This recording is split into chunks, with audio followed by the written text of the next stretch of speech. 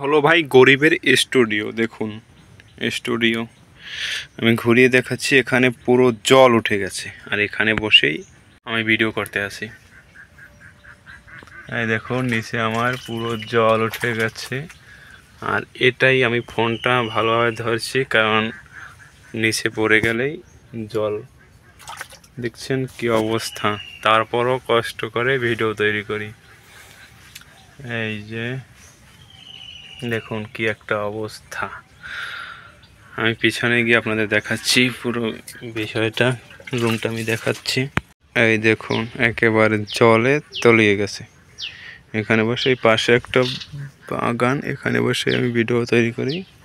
তো আজকে একেবারে ভিতরে দেখুন জলে একেবারে তলিয়ে গেছে। এই যে এটা হলো স্টুডিও, গরিবের স্টুডিও, একেই বলে গরিবের স্টুডিও। তারপরও ভিডিও তৈরি করার জন্য আজকে আসছি, একেবারে জরুরি ভিডিও তৈরি করতেই হবে।